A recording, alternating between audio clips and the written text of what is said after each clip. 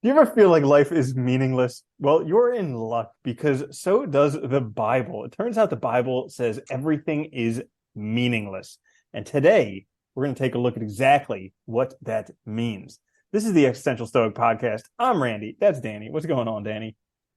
What's up, Randy? Yeah, so pretty interesting. I've been reading through the Bible over the past year, and this episode is not meant uh to anger anyone. We're just talking about what the Bible actually says and then open to interpretation. But I was reading through it, and I was actually blown away that in Ecclesiastes in the Old Testament, right after Proverbs, which is full of wisdom, chock full of wisdom, the first chapter of Ecclesiastes is called Everything is Meaningless. And I was like, whoa, this is like existential. Yeah, well, it's funny. I remember, just on a side, when I teach an honors course on the Bible, and I remember we used to, we do put in our syllabus, we put that this is like the course is meant to be like a literary study of it, literary and philosophical, because we had a problem where students would come in thinking like it was a course about like the Bible in the sense of like Christian faith or something, or Judeo-Christian faith, and like they never actually read it. Even though they had all these views of the Bible, they never actually carefully read it. And it's interesting when you read it because it's got some really interesting stuff in there and a lot of stuff I think that overlaps with like a lot of philosophical ideas and things that people would be surprised to find in the Bible. That's what I've been getting in reading through it. Like I've read through it once when I was 18, but I think I was too young to kind of grasp what I was reading. Yeah, And it makes now that sense. I'm over double that age, it's like I'm reading it and I'm like, wow, this is chock full of wisdom. So I guess what we'll do is we'll read a little bit from Ecclesiastes 1 for maybe people who haven't read it themselves. And then you can find it for free online if you want to read it yourself. But I just found it It's really, not really hard to find a interesting. copy. Yeah. I found it really, really interesting that it has a whole chapter called Everything is Meaningless. And these are the words of the teacher, King David's son, who ruled in Jerusalem. So I believe that's meant to say this is from Solomon, the wisest man who ever lived in the Bible, which is pretty crazy. And he says everything is meaningless. He says everything is meaningless, says the teacher, completely meaningless. What do people get for all their hard work under the sun? Generations come and generations go, but the earth never changes. The sun rises and the sun sets, then hurries around to rise again. The winds blow south and then turn north. Around and around it goes, blowing in circles. Rivers run into the sea, but the sea is never full. Then the water returns again to the rivers and flows out again to the sea. Everything is wearisome beyond description. No matter how much we see, we're never satisfied. No matter how much we hear, we're not content. And it just goes on to say that, you know, everything keeps on going. We don't remember what happened in the past. And in the future generations, no one will remember what we're doing now. Pretty crazy. It's all meaningless. Well, Everything that's meaningful is meaningless. this was a guy in contemporary terms having an existential crisis. And you know what though? You know what I actually like about the section is like if you really think about it, it makes a lot of sense, right? We think we're doing all this valuable stuff now. We think because we're subjects experiencing the world, right? We think the world revolves around us. We think we're doing so much, it's so important.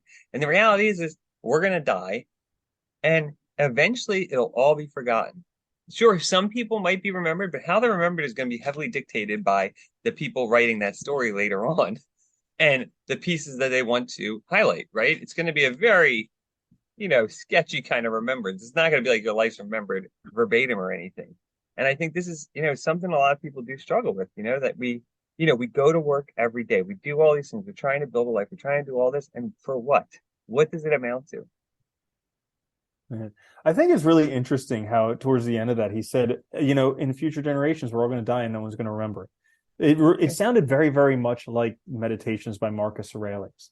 And so here we go, having Solomon, the wisest man who's ever lived, and Marcus Aurelius, probably like the Elon Musk plus some of his age, saying that like we're all going to die and it amounts to nothing. Like, how about that for life? Not to mention, I mean, I think there's a lot of overlap with like, you see Camus and like the myth of Sisyphus here too, this idea of like, that endless labor for nothing, pushing that boulder up the Mm. mountain, that it's all like life is really like, you know, we we want to convince ourselves this hugely important, hugely, meaningful journey. And the reality is it's not. And the funny thing is too, if you think about it, like eventually, right? Eventually, I'm talking about way in the future, the sun's going to explode, the earth's going to be gone, and humanity, once humanity is gone, guess what? The story of humanity does not matter anymore. right? Mm-hmm. It's like when you think Mm-hmm. about us in terms of the cosmos, in terms of, and I like what they said too about like the earth, the river, and all, because geological time is so stretched out and human time is so condensed that when you look at our lives over geological time, it means nothing, you know? Like Mm-hmm. it's interesting. Yeah, it's crazy, crazy how short a period of time that it is. Um, there's another thing that I want to read in here too, because I really have to recommend. Like, I don't recommend reading too many things, especially books that are garbage. Like, I'll never tell anybody to read The Scarlet Letter, but We trash it I all the think time. I think that people can learn, or I'll just say, I don't think people can learn anything unless they want to. But I myself have learned a lot from reading Proverbs and Ecclesiastes. Like, these are two sections that I'm just like, wow, this is pretty incredible stuff that's in here. You know what? So, I would take that a step further and say too, just real quick, like I studied world religions, I studied mythology, and I think there's so much packed in those stories. And I don't read them. I'll be honest, I don't believe in any specific faith, so I read them for, the value that they have in terms of possible knowledge, wisdom, and interesting stories. And they're all really interesting. They're all worth reading because they're a lot of fun. They are. mhm. You can learn so much. Plus, a lot of our sayings come from it, which is interesting. Yeah, and all the stories that come from the Bible is crazy. Oh yeah. When I Oh was yeah. reading the Old Testament, I was like, I know this story. Hang on, this one sounds familiar. How do I know this story too? Ah, man. Anyways, so Ecclesiastes 2 is the futility of pleasure. And this is just awesome because we have this misconception that, having pleasures in life and avoiding pain is the good life. And that's what's going to make everything great. Like, when I get that house or that car or that spouse or that amount of money or that job or that vacation or the Instagram influencer status, whatever the heck it is, when I get that thing, then my life will be good. So, again, quoting the wisest man who's ever lived, he says, I collected great sums of silver and gold, the treasure of many kings and provinces. I hired wonderful singers, both men and women, and had many beautiful concubines. I had everything a man could desire. But I looked at everything I had worked so hard to accomplish. It was all so meaningless, like chasing the wind. There was really nothing worthwhile anywhere. It's a good one because I think anybody who's chased pleasure or anybody who's chased, I mean, especially like, you can chase pleasure in extremes with addiction. You can chase pleasure, with like purchasing stuff, whatever. Anybody who's chased pleasure, I think realizes at some point that it's a losing game, that you never can, that essentially like every pleasure is harder to hit that point where you once Mm, were, right? The first time's always the best, and then it's always going to be a downhill slide from there. It's like people that like cure their depression or something by shopping, right? They end up getting these like huge debt because they keep buying stuff because the things become more and more meaningless over time, right? You just have more and more attachment. The pleasure's harder and harder to get, and it just gets worse and worse because I think you're not dealing with your real issues, right? You're not finding what's really working for you. dude, the pleasure of the first bite of pizza gets me every single time. Yeah, It's it's like, so good. you think about having pizza, your mouth starts watering. You order the pizza, it takes like half an hour to get here. You finally get the pizza, you open the box, it looks so delicious. You take that slice, first bite is incredible, and then you keep on eating, wanting more of that first bite, and it's already gone. It's kind of the nature of it, though, right? It's like it's always going to be the best because that's the threshold where you want it the most. So the pleasure is going to be the highest, but now you've already had it. So naturally, the pleasure is going to wane with each passing bite, right? Mm-hmm. Yeah, so here's something else that I got from here that I thought was really interesting. So he's talking about how all of this stuff is meaningless and how basically all this work that he's done and all this toil and wisdom and fools and all this stuff, how it's all just meaningless. And he kind of summarizes that, so I decided there's nothing better than to enjoy food and drink and to find satisfaction in work. How about Hmm. that? Well, I think it gives you this. Yeah, I think any of these thinkers who reach a point of realizing that one, I mean, by realizing everything's meaningless, you're realizing we're meaning makers, right? So we're creating the meaning, and you're realizing that because of that, it's all meaningless. There's no objective meaning to anything, right? And you see this in all the existentialists really hit on this too. You see this in a lot of the Stoics reach this point at some point. And I think, once you reach that point, the question is, well, where do you go from here? because you have choices, right? You either have like, I mean, Nietzsche highlighted this the best where you have nihilism, which is you hit that point and you stay there where everything is just meaningless, nothing has value, and you trudge along, or you try to overcome it, right? You try to find something that works for you, find something that gives you enough value to keep going, that makes life worthwhile, but it's going to look different than all that stuff before that you believe would have meaning, you know? And that everybody tells us have meaning, right? Because society constantly is telling us. I mean, look at our society, getting new things, being out in the sun with beautiful people, drinking Coca-Cola, all these things, are going to make you happy. All these simple pleasures. And the reality is like, they're not. I mean, that's not what life is about. Yeah, sure, they're a Hmm. part of life. And, you definitely want to have I think all of us want to have pleasure and comfort in our lives. That's fine, but like that's not going to make your life meaningful. That in and of itself. Hmm. Yeah, and when he said enjoy food and drink and find satisfaction in your work, I thought that was really interesting because it's like no matter what you do, you're always going to have to work. Like pretty much almost You're also going to have everybody's to eat always and going to have drink. to work. Yeah, Yeah, yeah.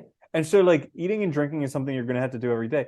And that's cool because it kind of relates to that pizza thing that I was talking about with the eating and drinking because like when you're really hungry, you can really enjoy that first bite of food and you can do that every day. Like there are yeah. some monks who only eat like once a day. And so imagine how much they must look forward to that every day. And you can enjoy that and savor that every single day. And Well, I then think it was same thing with the. Oh, go ahead. So I was mm, going to say the Buddhists used to when they used to go around and beg, they would only eat what they were given. So think mhm, about that, right? You're waiting so long, and then you're really enjoying everything, and everything given to you is from someone who, they might not have money either. So they're giving you maybe a little bit of rice or something, but you're thankful and grateful for it because without it you would starve, right? So you really look at these mhm, things. I think it really shines a light on the fact that, our perspective changes how we look at things. And we have control over that if we wish.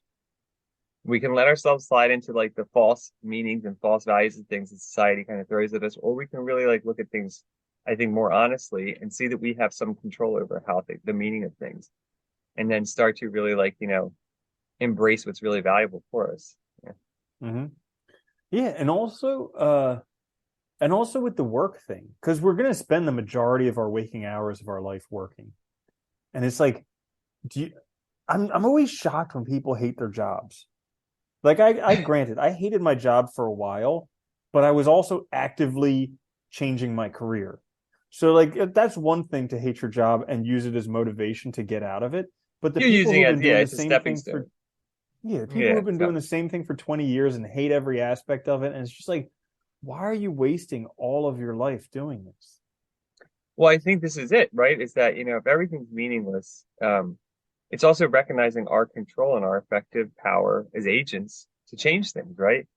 And to change things so that we find some meaning and satisfaction in what we're doing. And I do like that idea because, work is a sort of, I think, an important area in life where a lot of people find purpose, meaning, worth, value, self-satisfaction, right? Self-worth, dignity, because, it feels you're earning some living, you're doing things, you're creating things. It feels good, but it has to be something that you actually want to do. It has to be something you're interested in. Mm-hmm. You might not get it right the first time. You might do like what a lot of people do and listen to the outside world, listen to your parents, listen to everybody else, and choose your career based on that. And you might get it wrong. That's okay. You can switch it, but you Mm-hmm. have to take that, you have to take that step and do it. Yeah. So we've heard what the Bible says about meaning in life, or at least what I mean, there are other parts of the Bible that talk about how life has meaning, I'm sure. I mean, they But get pretty straight about objective truth at certain points. So yeah, yeah. yeah. But we're not talking about that today because I didn't read that recently so clearly. I just forgot it. But Plus, we're in Old what Testament does still, so I know, right? I do enjoy the New Testament because it's very like full of hope, and I do Well, you get enjoy a that. huge transition from one to the other. You go from like Hmm. tribal God to universal. It's very different, right? Hmm. Yeah. Oh yeah, it's awesome. Uh, and so, what do the existentialists and the Stoics believe about meaning? Well, I think it's interesting. The existentialists, I think you could there are a lot of differences, but to kind of make it short, I guess what you could say is, Hmm. they all kind of do share the same point of view in the fact that like they recognize that we are meaning makers. And because of that, right, everything can have a different meaning depending on how we look at it. The meaning we give it is the meaning it has.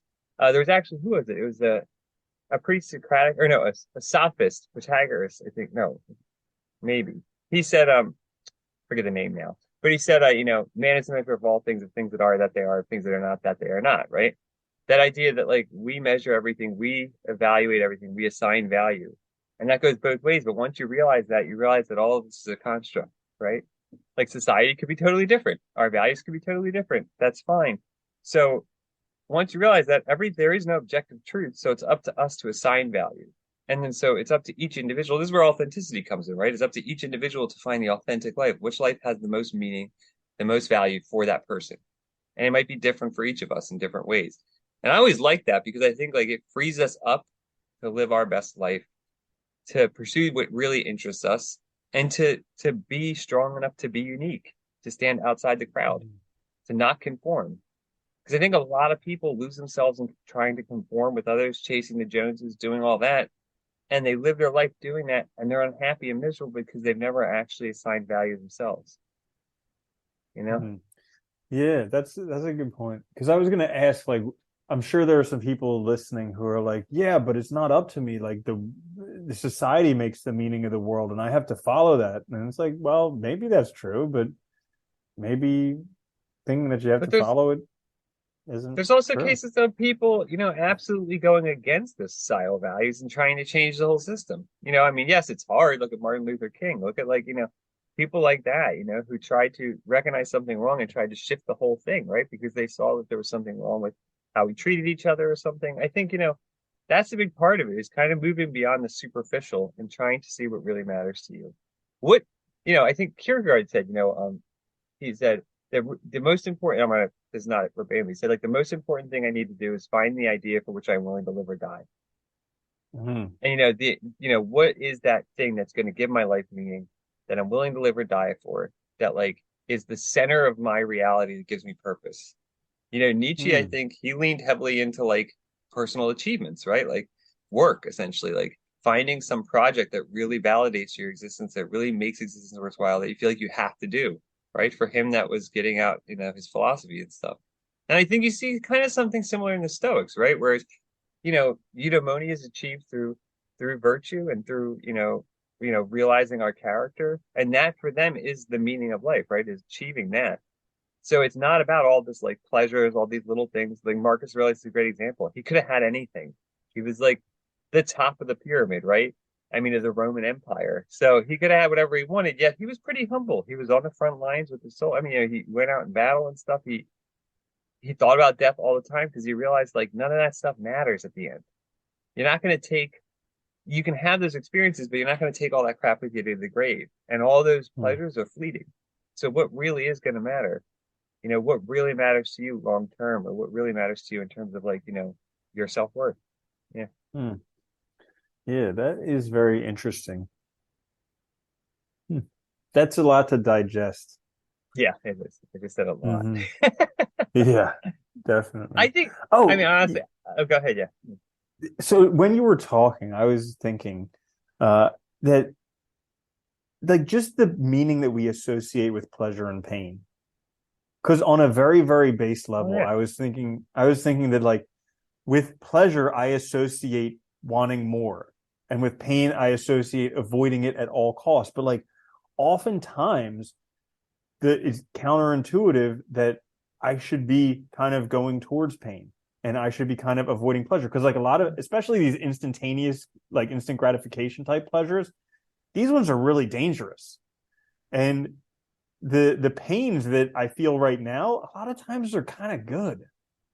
Well, what's funny too is pleasure and pain are like, I always think of them as like a rudimentary valuation system, right? That we have initially because, like, if I touch something hot and it burns me, I shouldn't go near hot things, right?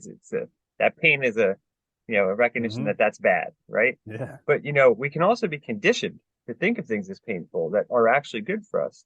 I always use an example in class. Like, imagine like a kid who, like, every time he goes home from school, his parents like, you gotta do your homework before you watch TV or do anything else or go on your phone.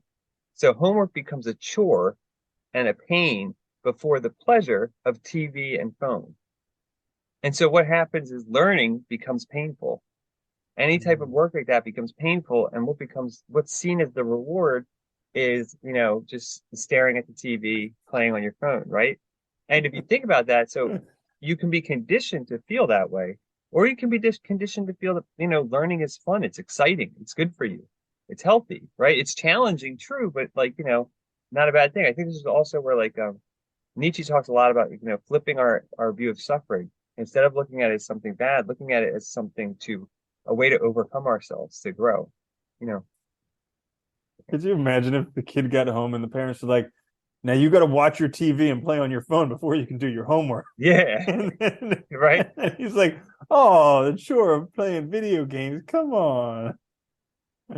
Yeah, But I that think is it just pretty comes down to interesting. like, the personal responsibility of being able to define what matters to us and taking Hmm. responsibility for our lives, what makes them Yeah. meaningful. So what did you talk about Stoics and what they believe about meaning in life? I think like I said a little bit, I think they mostly, eudaimonia was, the flourishing Mm. life is achieved through virtue, right? So for the Yeah. Stoics, a lot of the things that we take to be pleasurable are going to be meaningless. They're going to be seen as fleeting. What matters most is character development. So your control, your growth as an individual, being a good member of the community, being a good member in being a good person generally is going to have Uh-huh. more value than anything else. But there's also some like pleasure associated in that character development and Oh yeah, virtue. Right? oh It's yeah. like the virtuous cycle. Well, think of Yeah. it, Aristotle, I think, said it really well in the Nicomachean Ethics, where he said, humans are rational by nature, right? So as we pursue virtue, it's naturally pleasing because we're realizing our nature. And I think the Stoics felt the same way, right? Our nature is to be rational, and virtue development is a realization of that. So it feels good, but it's a different kind of feels good than like, you know, the other pleasures we normally have because they're fleeting. This is more like that. I think that, a lot of philosophers agree on that, self growth has a stronger, longer lasting type of pleasure about it because you can look back and see your achievements. You carry that with you. So even when you face a difficult situation, you have all that stuff at the ready, right? Even though you're likely Yeah. to forget it, but you still have it And it's there. not like a guilty pleasure too. Like I just No. in my mind I'm just comparing like eating a whole pizza, which is just like a guilty pleasure, or doing service work where I like fix something for someone or help somebody or clean something up for some like that. You may be exhausted at the end of it. It may not feel pleasurable, but then like you think about it and you just smile and you feel good inside. And it's completely the Yeah. opposite of the pizza where it felt really good initially and then you just feel like garbage.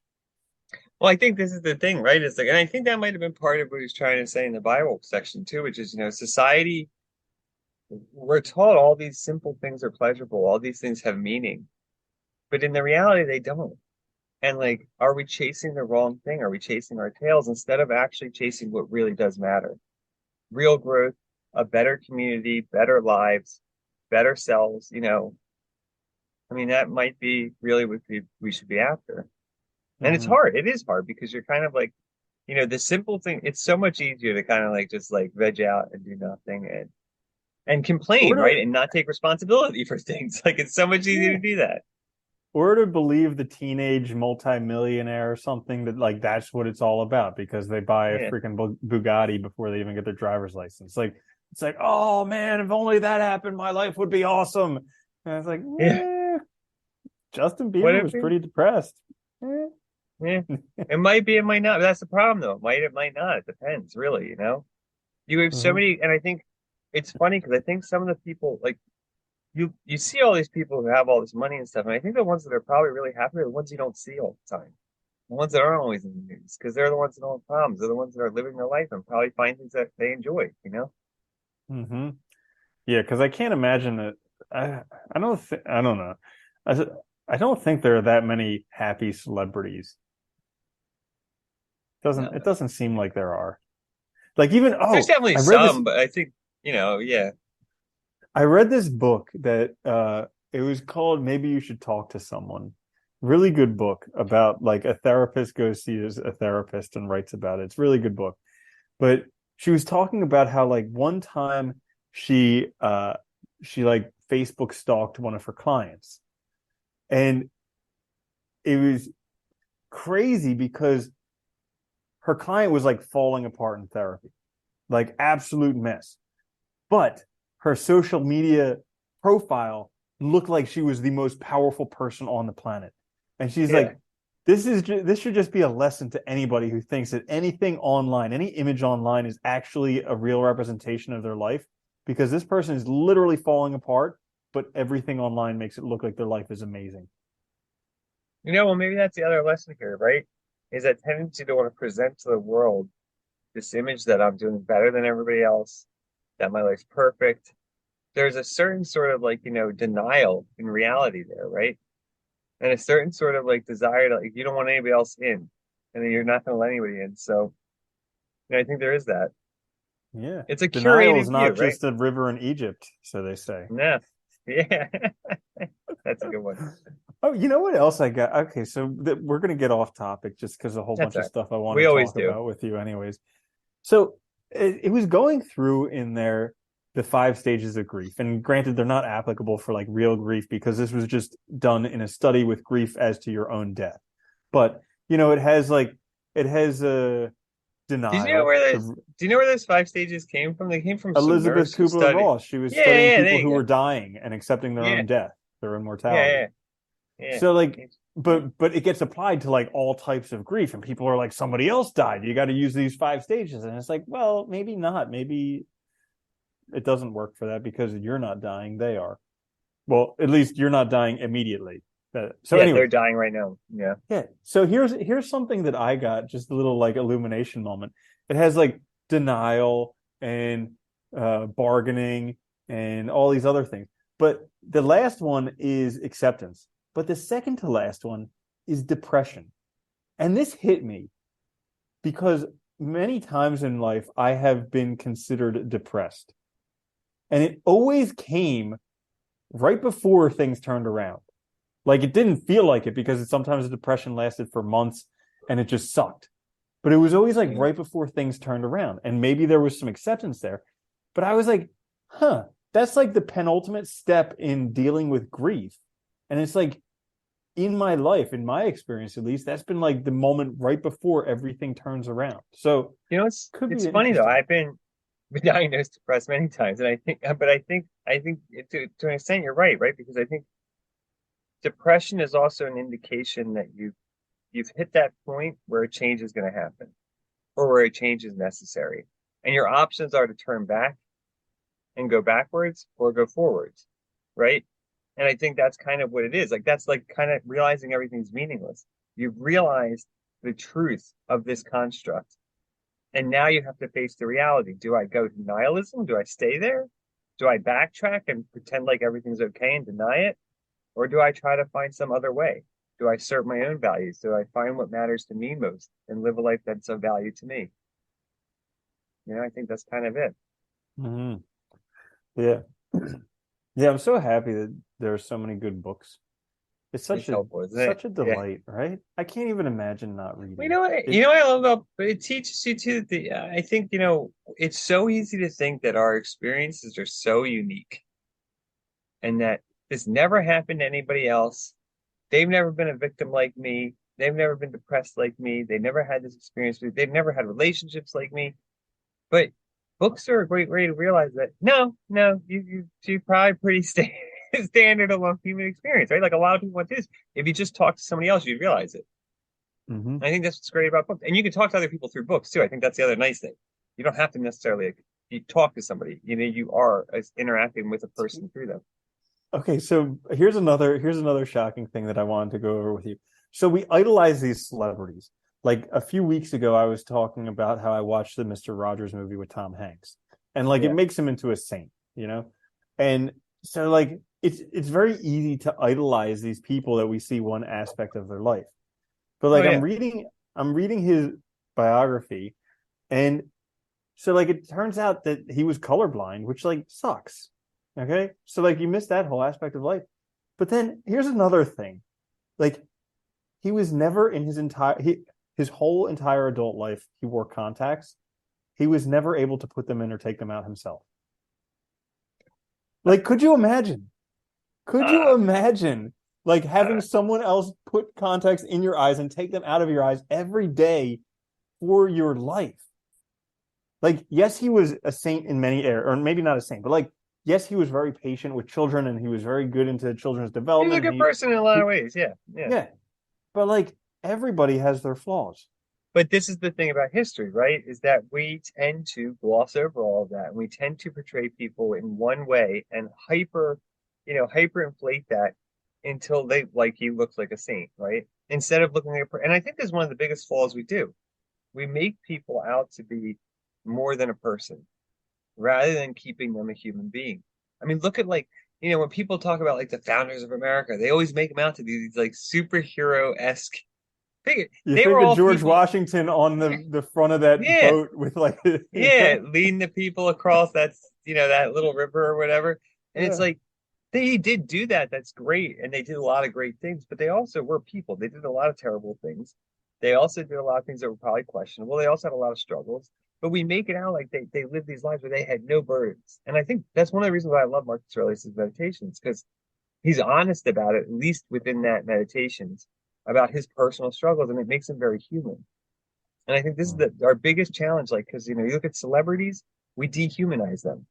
We make them into these idols rather than into people, and that's where we lose that like fundamental connection. You know, Mm-hmm. Another funny story. There was so he would always respond to all of his fan mail, and there was one kid who was that like, must have been a ton. "Oh yeah, it was crazy." There was one kid who was like, "Mr. Rogers, I don't think you poop because I see everywhere else in your house, but I don't see a bathroom. So, uh, can you tell me, do you poop?" And he wrote the kid back. He's like, "Yes, I do poop, just like everyone else.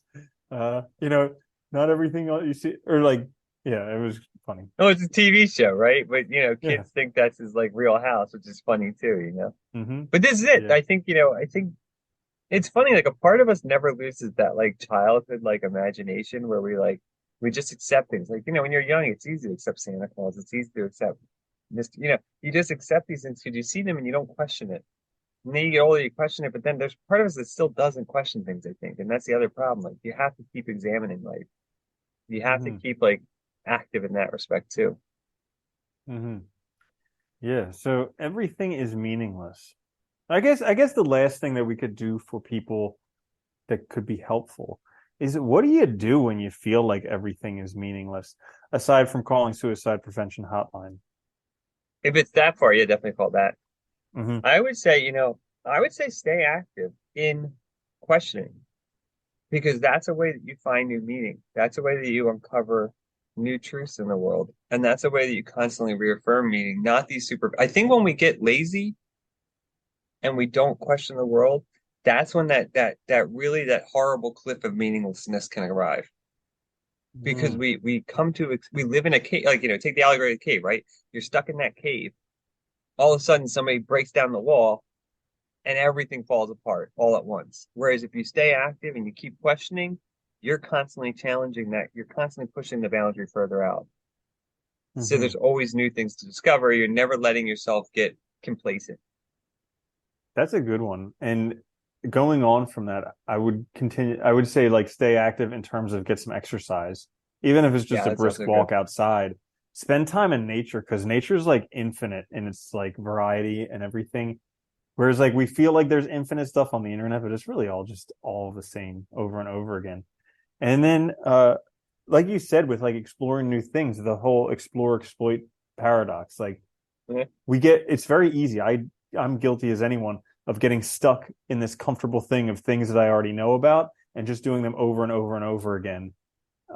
And it's good to try new things because it can open up new possibilities you never would have thought about. I also think the more we challenge ourselves, the more we find real value in our overcoming ourselves and realizing what we're Ooh. capable of. So I think a lot of these philosophers are right. There's a lot of value in growth.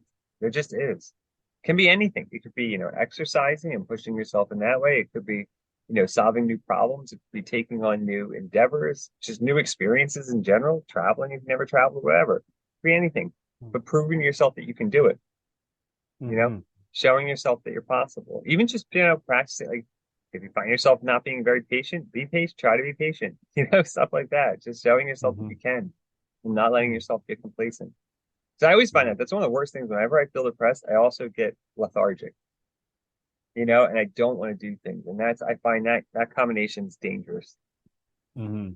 Definitely. So there you have it in a nutshell, why everything is meaningless and why it really doesn't even matter because we're all going to die anyways and nobody will remember us. So pretty awesome. Yep. So don't worry about it. Actually, I mean, don't worry about nothing. Yeah. You're fine. Don't take it so seriously. It doesn't matter in the end. It Uh, does. but It's anyways, just life. if you did enjoy this episode, make sure to share with friends and family. This is the Existential Stoic podcast. You can check us out on YouTube, also wherever you get your podcasts. I'm Randy. That's Danny. I'll see you later, Danny. Later, Randy.